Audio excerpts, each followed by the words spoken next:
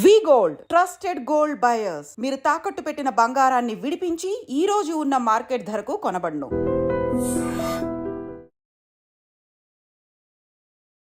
Physical gold బెస్టా, ETF బెస్టా?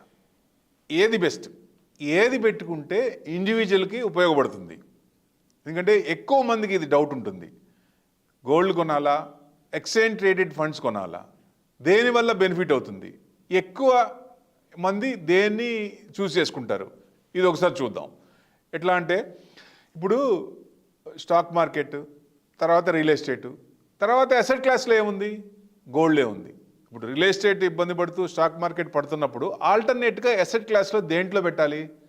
100% గోల్డ్లోనే పెట్టాలి.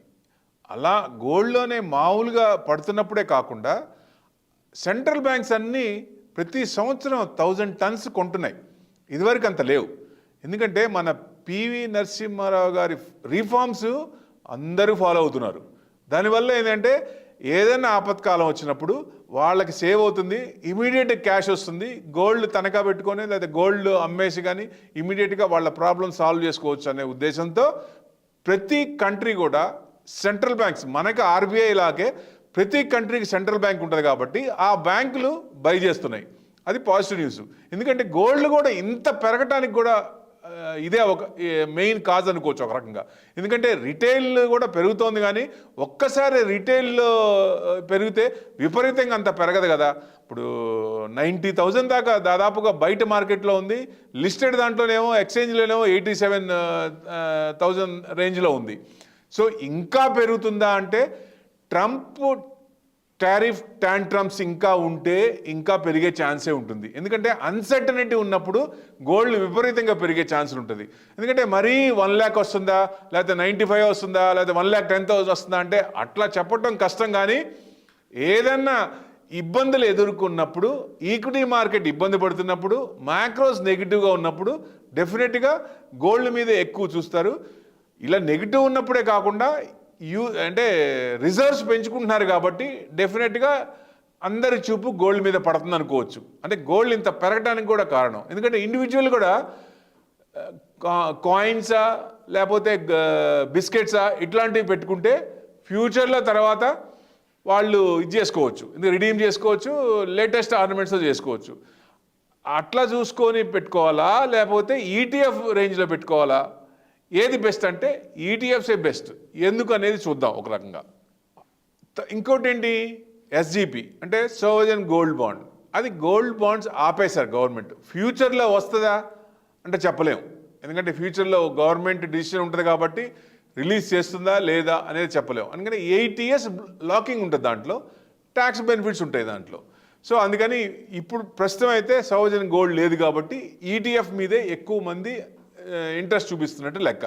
ఎందుకంటే ఫిజికల్ గోల్డ్ కొంటే దాంట్లో ప్యూరిటీ ఉంటుందా? మనం ఏదైనా షాప్కి వెళ్ళి కొన్నప్పుడు ఆ ప్యూరిటీ మనం కరెక్ట్గా చెప్పగలమా? అదే మీ ఎక్స్చేంజ్ ట్రేడెడ్ ఫండ్స్లో పెట్టినప్పుడు వాళ్ళు గోల్డ్లో పెడతారు కాబట్టి 100% సెబీ మ్యూచువల్ ఫండ్ దాంట్లో రూల్స్ ప్రకారం ఉంటారు కాబట్టి డెఫినెట్గా మంచి క్వాలిటీ ఉన్న దాంట్లోనే పెడతారు. అది సేఫ్ మనకి.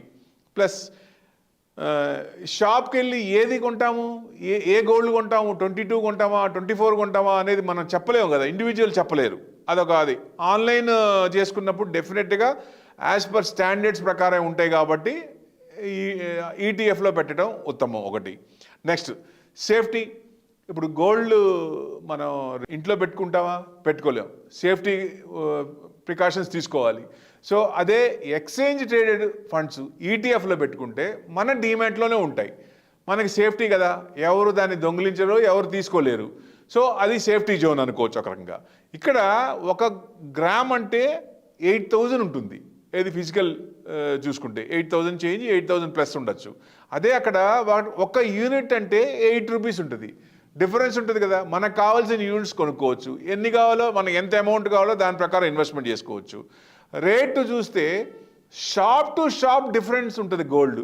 అరే గోల్డ్ రేట్ కంట్రోల్ ఉండదు కదా. షాప్లోనేమో ఒక రేట్ అంటే పక్క షాప్లోనే ఇంకో రేట్ ఉంటుంది, ఆ కంట్రోల్ ఉండదు. బట్ ఇక్కడ ఆన్లైన్లో పర్ఫెక్ట్గా ఎంత ఉందో దాని ప్రకారం ఛార్జెస్ ప్రకారం, గవర్నమెంట్ ఛార్జెస్ ప్రకారం దాని ప్రకారం ఉంటుంది కాబట్టి అదొక సేఫ్ జోన్. ఇప్పుడు ఫిజికల్ గోల్డ్ కొన్నాం, మేకింగ్ ఛార్జెస్ తీసుకుంటారు 10 to 25%. ఇక్కడ ఏముండదు కదా, ఇక్కడ మేకింగ్ ఛార్జెస్ ఏముండదు. మనం ఈటీఎఫ్లో పెట్టుకుంటాం, అవసరమైనప్పుడు రిడీమ్ చేస్తాం, అప్పుడు లేటెస్ట్ కొనుక్కుంటాం. అది మనకి పాజిటివ్ పాయింటే. తర్వాత 3% జిఎస్టీ ఉంది ఇది మన ఫిజికల్ గోల్డ్లో. దీనికి జిఎస్టీ నిల్లు, డెఫినెట్గా అది పాజిటివ్ పాయింటే, ట్యాక్స్ లేదు అక్కడ. AMC charges, demat AMC charges 0.5 to 1% yearly ఉంటాయి. ఇది కూడా పాజిటివ్ మనకి, ఇదే కదా చాలా తక్కువ పడుతుంది.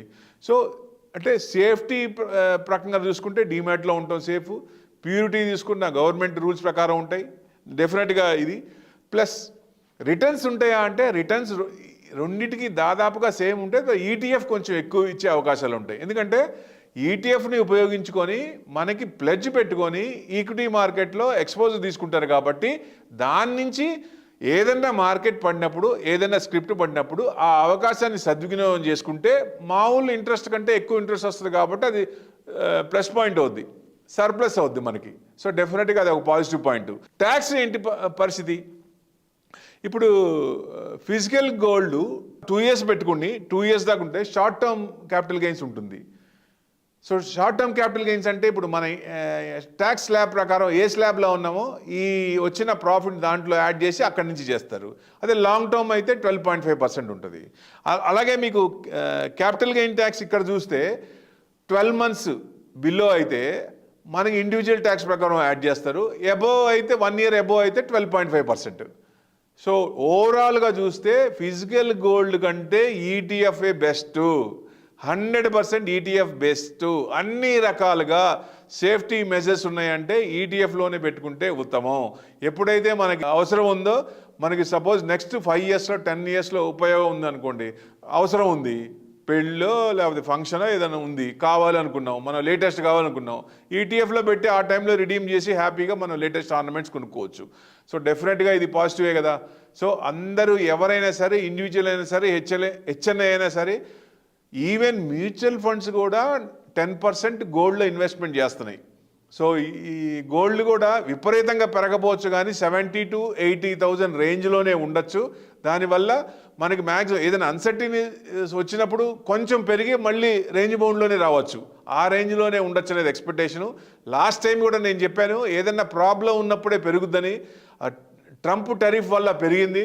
సో డెఫినెట్గా అవి కొంచెం సెటిల్ అయినప్పుడు మళ్ళీ కొంచెం ఈ 70 to 80,000 రేంజ్లోనే ఉండొచ్చు అవకాశం. ఎందుకంటే రిజర్వ్స్ పెరుగుతున్నాయి కాబట్టి, దాన్ని ఎక్రూడ్ చేస్తున్నారు కాబట్టి, దాని ప్రకారం మనం చూస్తే విపరీతంగా పడే ఛాన్స్ లేదు, విపరీతంగా పెరిగే ఛాన్స్ లేదు. ప్రొవైడెడ్ ఏదన్నా ఇబ్బందులు ఏమో లేకుండా ఉన్నప్పుడు.